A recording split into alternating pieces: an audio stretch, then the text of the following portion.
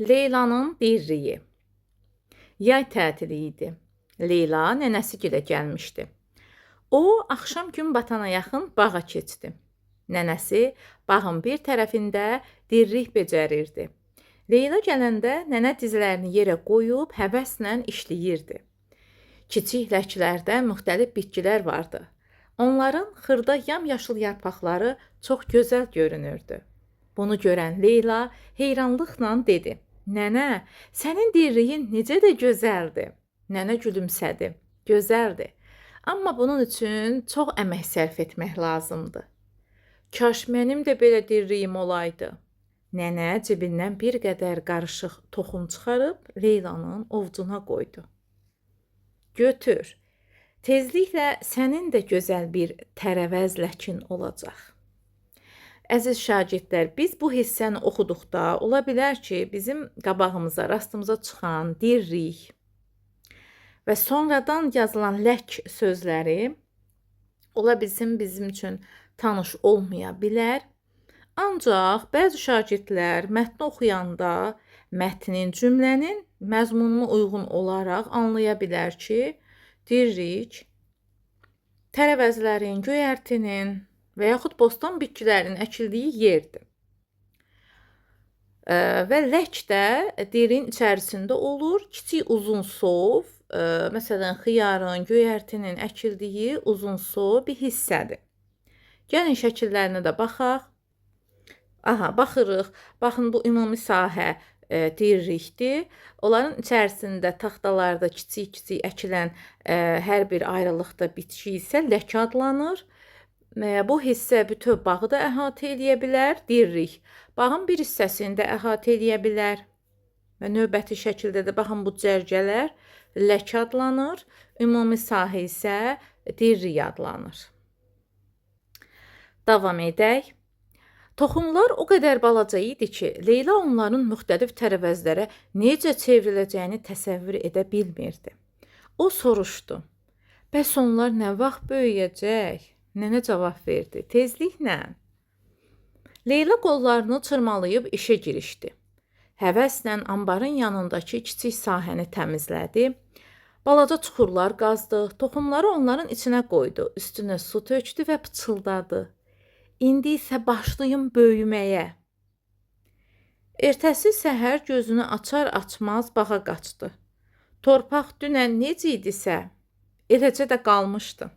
Leyla: "Bəlkə onlara daha çox işıq lazımdır," deyə düşündü və toxumların üstünə kölgə salan ağac budaqlarını çəkib digər budaqların arasına keçirtdi. Xeyli gözlədi, ancaq bunun da bir faydası olmadı. Torpaqda heç bir cücərti görünmürdü. Səbri tükənən Leyla torpağa tərəf əyildi. "Toxumlar, tez olun, cücərin." Toxumlardan səs-səmir çıxmadı. O biraz da yaxınlaşıb ucadan qışqırdı: "Dedim, cücərin." Onun səsini eşidən nənəsi Leylanın yanına gəldi. "Bu nə səsdir belə?" Leyla giliyləndi. "Nənə, bu toxumlar cücərmir ki, cücərmir." Nənə dedi: "Axı sən çox qışqırırsan balam. Yazıq toxumlar qorxurlar. Sən onlardan çox çətin bir işi dərhal yerinə yetirmələrini tələb edirsən." Leyla təəccübləndi. "Necə yəni çətin? Böyümək məgər bu qədər çətin bir işdir?" Nənəsi əlini ehtiyatla torpağın üstünə qoydu. Toxumlar yerin altında çox maraqlı proseslərdən keçir. Onlardan ilkin kökçüklər çıxır. Bu kökçüklər aşağıya, torpağa doğru inkişaf edir. Onlar sanki yol axtarırlar. Bunu səyyahların səyahətinə bənzədə bilərsən.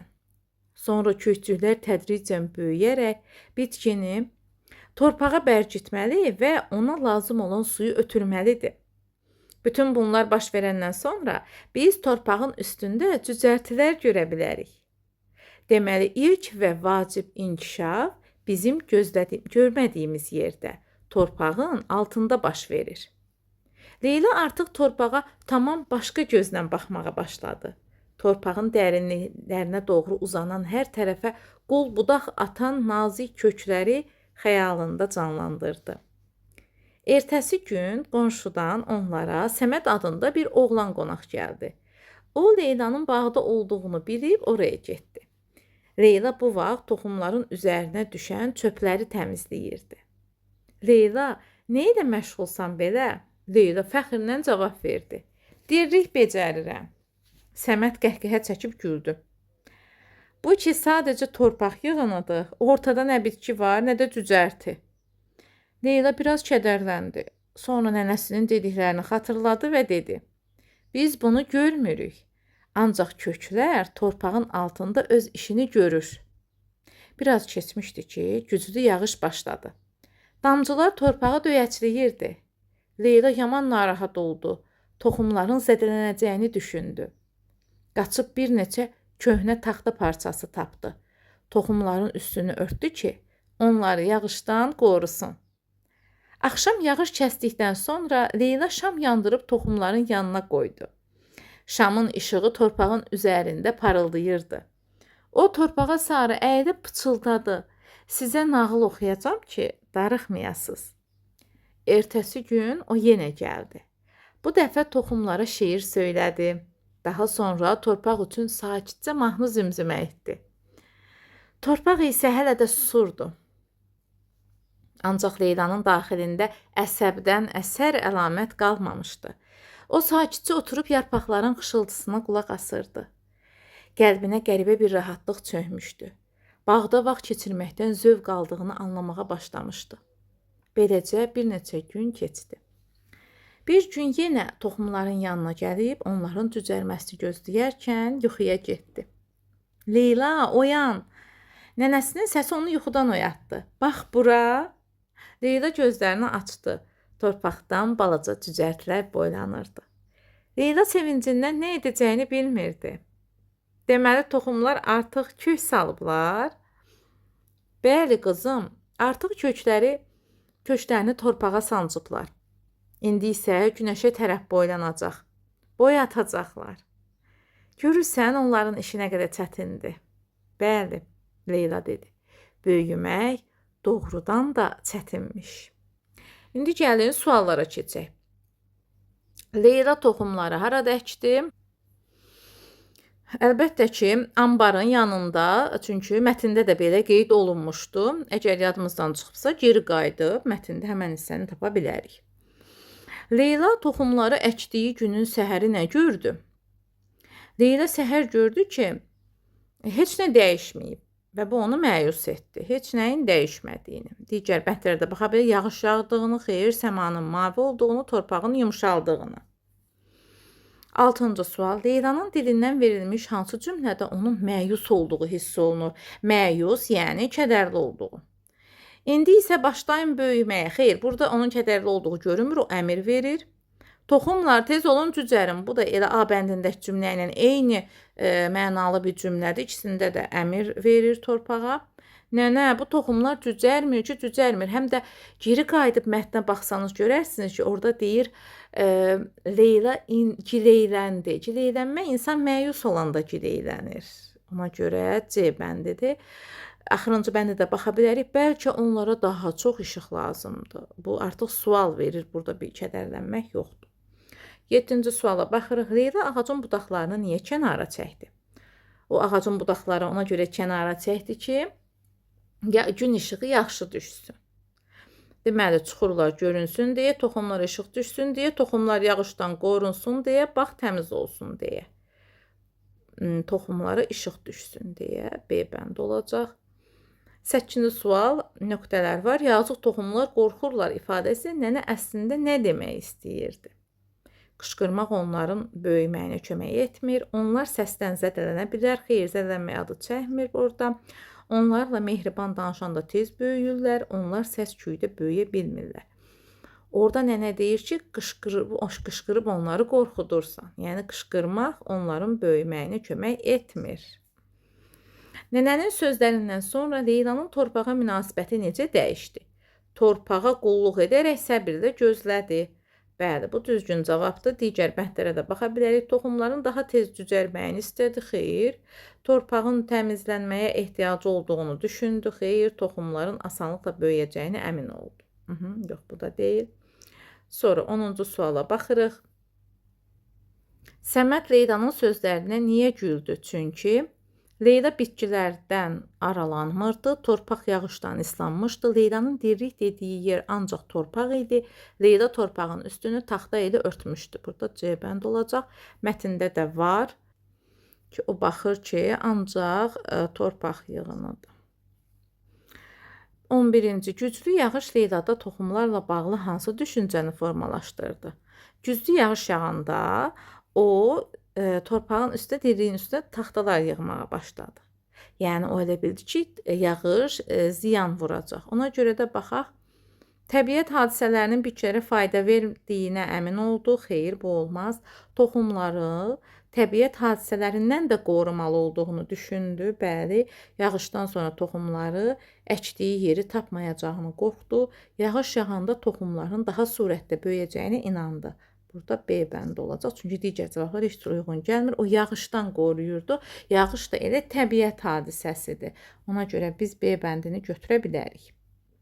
12-ci suala baxırıq. Mətndə verilmiş o sakitcə oturub yarpaqların xışıltısına qulaq asırdı cümləsi Leylanın duyğuları haqqında bizdə hansı fikri formalaşdırır? Torpaq hələ də susduğu üçün dirilik becərmək fikrindən əl çəkmişdi. Xeyr, o bu fikirdən mətndə belə bir şey yoxdur. Çox zəhmət çəkməli olduğunu xatırlayanda yorulurdu. Toxumlara əsəbi olduğu üçün özünü sakitləşdirirdi. Bu fəaliyyətdən və bağda olmaqdan zövq almağa başlamışdı. Bəli, o artıq sakitcə oturub yarpaqların xışıltısına qulaq asırdısa, deməli zövq alırdı. 13-cü sual. Cücərtiləri görəndə Leyla nəyi anladı? Toxumların nağılları çox bəyəndiyini, toxumların qorxularının keçib getdiyini, toxumların onun əmrlərini yerinə yetirdiyini, toxumların artıq torpağa kök saldığını. Bəli, torpağa kök saldığını anladı ki, artıq torpağa kök salan bitkilər cücərir, torpaqdan çıxmağa başlayır.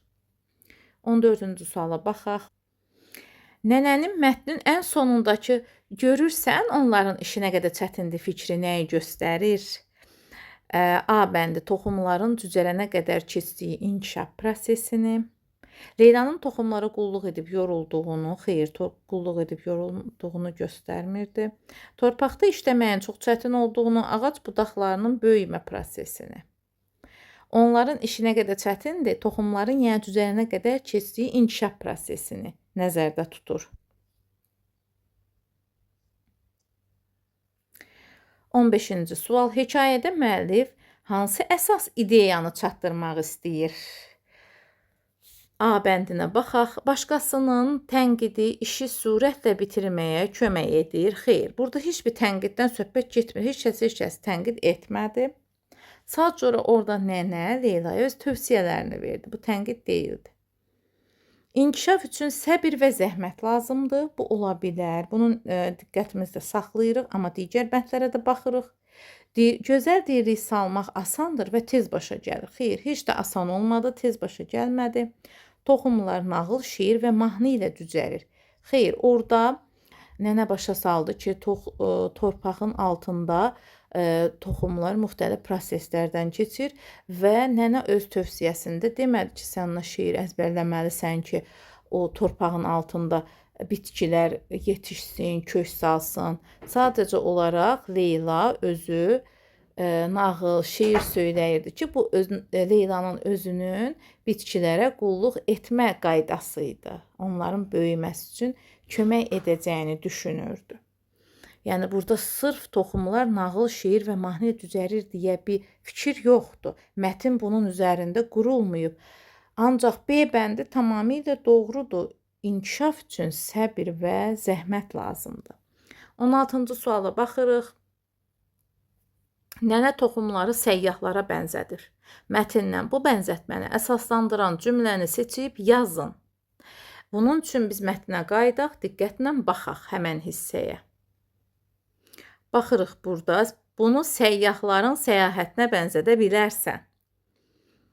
Biz bu cümləni köçürmürük. Yəni, onun səyyaha bənzətdiyi cümlələri biz köçürməliyik. O da bu cümlələrdir. Toxumlar yerin altında çox maraqlı proseslərdən keçir. Onlardan ilkin kökçüklər çıxır onlardan. Bu kökçüklər aşağıya, torpağa doğru inkişaf edir. Onlar sanki yol axtarırlar. Vəssalam. Bundan sonra nənə deyir ki, bunu səyyahların səyahətlərə bənzədə bilərsən, səyyahların səyahətinə. Biz də o bənzədilən cümləni seçdik. Onu da səliqə ilə biz qeyd etməliyik monitorinq yazan zaman.